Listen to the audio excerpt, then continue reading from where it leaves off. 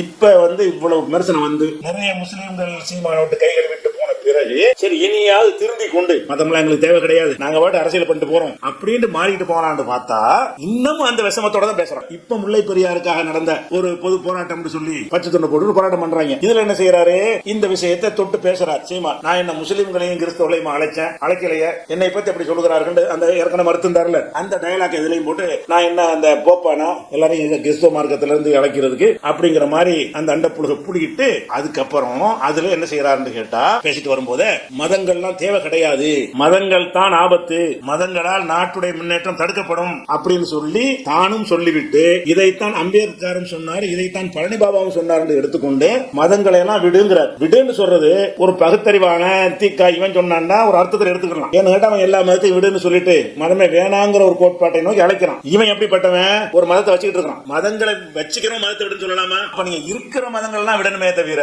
நான் வச்சுக்கிற மதத்துக்கு வாங்குறான். அதனுக்கு அர்த்தம் மதங்கள் முட்டுக்கட்டைன்னு சொல்லக்கூடிய ஒருத்தனால் மதத்தை உண்டாக்க முடியுமா? அம்பேத்கர் இவன் சொன்ன மாதிரி சொல்லல, பழனி பாபாவும் சொல்லல. ரெண்டு பேரும் சொன்னாங்களா எப்படி இந்த மதத்தான் முட்டுக்கட்டை, நாட்டை விட நீ மதத்தை பெருசாக நினைத்தான் உன்னை எவனாலையும் காப்பாற்ற முடியாது என்று அம்பேத்கர் சவுண்டை ஏற்றி உண்மை மாதிரி பேசணும். பெரிய பெரிய தலைவர்கள் பேர்ல பேச போற அவ்வளவு பொய் தேடி பார்த்து அப்படி சொல்லியிருக்க மாட்டாங்க. இப்ப என்ன பேசிருக்காங்க, இதுல என்ன பேசுறான்னா நான் மதத்துக்கு அழைக்கிறேன்னு சொல்லி ஆரம்பிச்சுட்டு மதம் தான் முட்டுக்கட்ட, மதத்துல இருக்காது அப்படிங்கிறான். அப்ப முஸ்லீமா இருக்காது, கிறிஸ்தவனா இருக்காது, இந்துவா இருக்காது, நான் புது இந்துல சேர்ந்துக்கங்க. அதான் அர்த்தம். எதுக்கு முப்பாட்ட வழிபட சொல்ற, எதுக்கு அந்த திருவிழாக்களை கொண்டாடணும் சொன்ன அரசியல் மாதிரி நடத்து.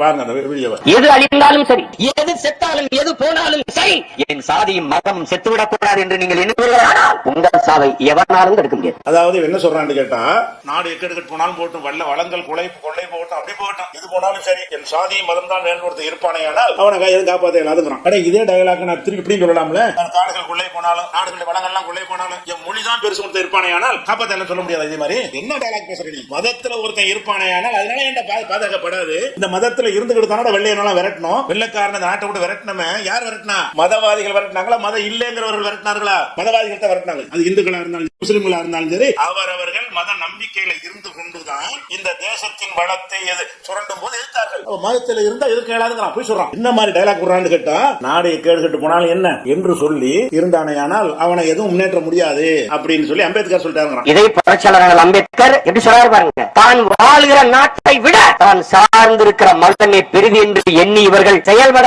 தொடங்குவார்களே, ஆனால் இந்த நாடு நாசமாவதை யாராலும் தடுக்க முடியாது. அம்பேத்கர் சொன்னாரா? இன்னும் சொல்ல போனா மதமே வேணாண்டு அம்பேத்கர் நினைத்திருந்தாரேயானால் அவர் இந்து மதத்தை எதிர்த்து கொண்டிருந்தவர் ஒரு நாத்திகரா மாறி இருக்கலாமே, புத்த மதத்துல ஏன் சேர்ந்தாரு? அப்ப அம்பேத்கர் சொல்லிட்டாருன்னு சொல்லிட்டு தலித் மக்களை ஈர்க்கிறாங்களாம். நீங்க மதம்லாம் உங்களுக்கு வேணாம் வேணாண்டு என் மதத்துல சேர்ந்துக்க. அதான் விஷயம்.